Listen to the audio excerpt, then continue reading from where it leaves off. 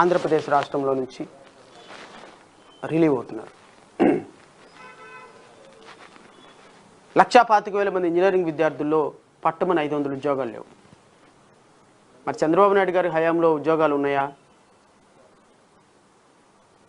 నాకు తెలిసి ఒక 6,000 నుంచి 7,000 ఉద్యోగాలు చంద్రబాబు నాయుడు గారి సమయంలో ఆంధ్రప్రదేశ్ రాష్ట్రంలో ఉన్నాయి. అవి కూడా రాజశేఖర రెడ్డి గారి సమయంలో అప్పుడు సైబర్ సిటీ అని భీముని దగ్గర విశాఖపట్నంలో కట్టినటువంటి ఒక కంప్యూటర్ సాఫ్ట్వేర్ ఒక సమూహమైన బిల్డింగ్. కొంత ఆ సందర్భంలో ఆంధ్రప్రదేశ్ రాష్ట్రానికి కంపెనీలు వచ్చే ప్రయత్నం జరిగింది. సబ్సిక్వెంట్గా చంద్రబాబు నాయుడు గారు దాన్ని కొంత ప్రమోట్ చేసే పరిస్థితి చేశారు. అది అయితే 100లో ఎంత పర్సెంట్ చేశారు అని అడిగితే 5% అని చెప్పగలను. ఆ 5% చాలా గొప్ప అంటే మేబీ గొప్ప కావచ్చేమో ప్రజలకి, కానీ పక్క రాష్ట్రం 100కు 100% చేస్తుంది కదా. కర్ణాటక 100కు 100% చేస్తుంది, మహారాష్ట్ర 100కు 100% చేస్తుంది, చెన్నై 100కు 100% చేస్తుంది, కేరళ 100కు 100% చేస్తుంది, హైదరాబాద్ 100కు 100% చేస్తుంటే మన రాష్ట్రం మాత్రం ముష్టి 5% చేసి నువ్వు విజనరీ, నువ్వు లేకపోతే రాష్ట్రం లేదు, రాష్ట్రానికి నువ్వు తప్ప ఇంకో దిక్కు లేదని చెప్పేసి చంద్రన్న అదన్న ఇదన్న అని పాటలు పాడుతుంటే ఏమి సమాధానం చెప్పాలో మాలాంటి పిచ్చి బుర్రలకి అర్థం కాక సస్తనం. పోనీ ఈ 5% చేశారు చంద్రబాబు నాయుడు గారు అండి. జగన్మోహన్ రెడ్డి గారికి వస్తే ఆ ఉన్న 5 కాస్త గుండు కొట్టించాడు ఈ మహానుభావుడు.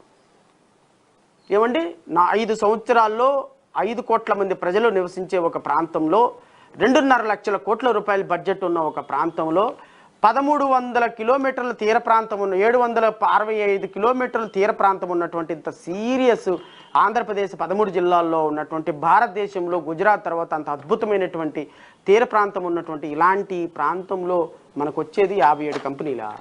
అవి కూడా సెల్ ఫోన్లు తయారు చేసి చిన్న చిన్న షాపులు లాంటి కంపెనీలా? ఇండస్ట్రీస్రా?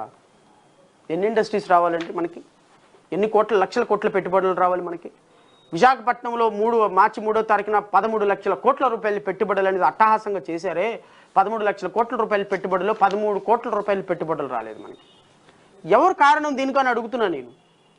ఒక పక్క చంద్రబాబు నాయుడు గారేమో చేసినవన్నీ 5% 6% చేసి నేనే విజనరీ అంటే, జగన్మోహన్ రెడ్డి గారు వచ్చినవన్నీ గొరిగేస్తే మళ్ళీ నేనే మళ్ళీ 5% చేస్తాను, నాకు అవకాశం ఉండని చంద్రబాబు నాయుడు గారు అడిగితే ఎవరు ప్రజలు ఎందుకు నమ్మాలి? ఎవరు ఇవ్వాలి? రేపొద్దున మన మన మన ఇంట్లో చదివిన ఇంజనీరింగ్, కాకినాడలో ఒక ఇంజనీరింగ్ విద్యార్థి చదివాడండి, అమలాపురంలో ఇంజనీరింగ్ విద్యార్థి చదివాడండి, అనంతపురంలో ఒక ఇంజనీరింగ్ విద్యార్థి చదివాడు, సూళ్లూరుపేటలో ఒక ఇంజనీరింగ్ విద్యార్థి చదివాడు, కుప్పంలో ఒక ఇంజనీరింగ్ విద్యార్థి చదువుకున్నాడు. కాలేజీల నుంచి బయటకు వచ్చారు. వీళ్ళ తల్లిదండ్రులు వీళ్ళ తాతలు ఏమనుకుంటారంటే, అయ్యా ఇంజనీరింగ్ చదివావు కదా, మా దగ్గరే ఉండి మా కుటుంబం చూసుకుంటూ ఉన్న ఒక్కగానో కొడుకు లేదా అల్లారు ముద్దుగా పెంచుకున్న కొడుకు మా దగ్గర ఉండాలి, నువ్వు ఇక్కడ ఉండి చదువుకోవాలని ఫ్యామిలీకి ఉండదా అండి? ఒక ఇంజనీరింగ్ విద్యార్థి నార్మల్ చిన్న కంపెనీలో జాయిన్ అయిన 50,000 రూపాయలు యావరేజ్గా ఉద్యోగం, 50,000 రూపాయలు యావరేజ్గా ఉద్యోగంలో ఒక సంవత్సరంలో ఒక ఇంజనీరింగ్ విద్యార్థికి ఒక ఎంప్లాయ్మెంట్ ఇవ్వగలిగితే 5,6 30 12 5 60 6 లక్షల రూపాయలు ఒక ఇంజనీరింగ్ విద్యార్థికి ఒక సంవత్సరానికి వస్తుంది. 6 లక్షల రూపాయలు. ఈయనిచ్చే 3,000 రూపాయలు ఎంత? మీరు కట్టేటువంటి పన్నులు ఎంత? ఈయనిచ్చే నెలకు సంవత్సరానికి ఒక 15,000 రూపాయలు మీరు సంవత్సరానికి 15,000 ఇస్తే 5 సంవత్సరాలకి 60,000 రూపాయలు, నెలకి 2,000 రూపాయలు వేస్తే 24,000 రూపాయలు, మొత్తం 24,000 రూపాయలు 2,40,000 అదొక 15,000 రూపాయలు సంవత్సరానికి, అదొక 60,000, ఇదొక మొత్తం కలిసి 2,50,000 రూపాయలు ముష్టిగా నీకు పడేసి నీ బిడ్డకు రావాల్సిన 6 లక్షల రూపాయల ఉద్యోగాన్ని కోసి అవతల పడేస్తున్నారే.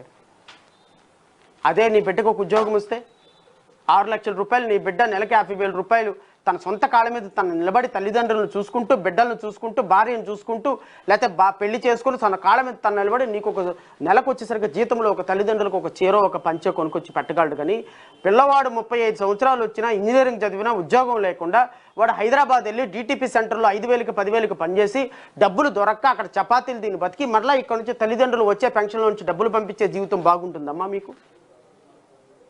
ఆలోచించండి అమ్మా ఒకసారి, రాష్ట్ర ప్రజలు ఆలోచించండి.